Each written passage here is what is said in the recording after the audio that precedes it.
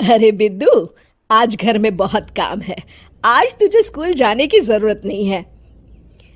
लेकिन दादी, आज तो स्कूल में मेरा टेस्ट है।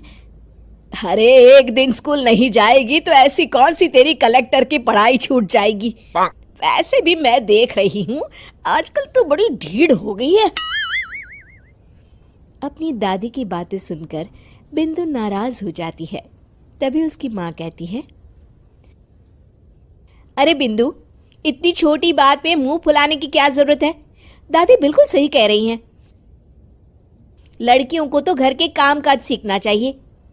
अरे बहू, रमेश के लाड़ प्यार ने इसे बिगाड़ रखा है। कम से कम तू तो मेरी बात समझती है। अच्छा, मेरी पूजा का समय हो गया है, मैं पूजा करने जा रही हूँ। इतना कहकर रमेश की माँ वहां से चली जाती है। इस तरह बिंदु की दादी और माँ दोनों अक्सर उसे घर के कामों में ही उलझा कर रखते थे। कुछ दिनों के बाद राजू और बिंदु के 10वीं के रिजल्ट्स आते हैं। दोनों बच्चे दादी को अपना अपना रिपोर्ट कार्ड दिखाते हैं। शाबाश मेरे लाल, तू तो बड़े अच्छे नंबरों से पास हुआ है। तभी बिंदु कहती है, दादी, मैं भी अच्छे नंबरों से पास हुई हूँ। रमेश की माँ बिंदु को अनदेखा करते हुए कहती है, हाँ हाँ ठीक है, अभी यहाँ खड़ी क्या कर रही है, सुन लिया मैंने। जाकर मेरे लिए चाय बना कर लिया।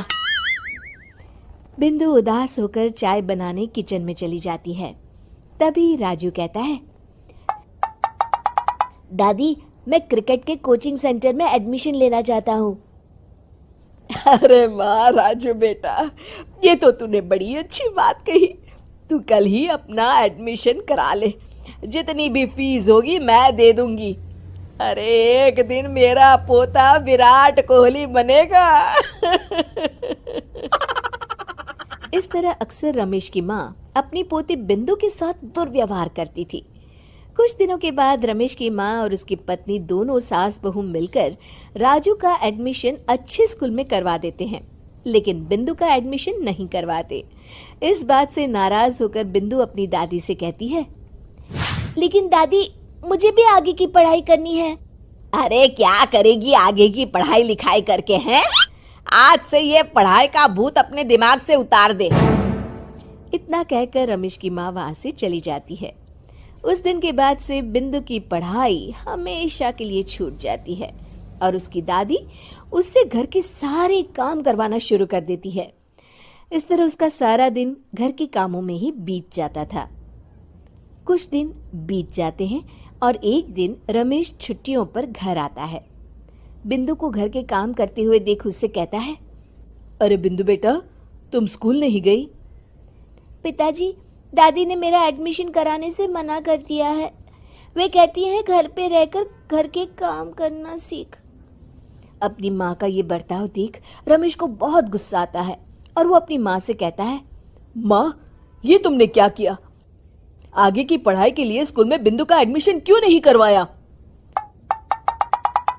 अरे बेटा, लड़की जात है, ज्यादा पढ़ लिख कर क्या करेगी? वैसे भी शादी के बाद तो इसे घर के ही काम करने हैं ना। तुम किस जमाने में जी रही हो माँ? अगर कल्पना चावला के घर वाले भी तुम्हारी सोच के होते तो क्या वो पूरी दुनिया में हिंदुस्तान का नाम रोशन कर पाती? इसका स्कूल छुड़वाकर तुम इसका भविष्य बर्बाद कर रही हो, लेकिन मेरे रहते ऐसा नहीं होगा। बिंदु बेटा, कल ही तुम्हारा एक अच्छे स्कूल में एडमिशन करा दूंगा। तुम जितना चाहे उतना पढ़ो। मेरे होते हुए तुम्हें किसी बात की चिंता करने की जरूरत नहीं है। अपने पिता से हौसला पाकर बिंदु खुश हो जाती है और कहती है, जी पापा, मैं खूब मन लगाकर पढ़ाई करूंगी और बड़ी होकर डॉक्टर बनूंगी। ये हुई ना बात। शाबाश मेरी बेटी। शिक्षा, लड़का हो या लड़की, हमें दोनों को आगे बढ़ने का मौका देना चाहिए।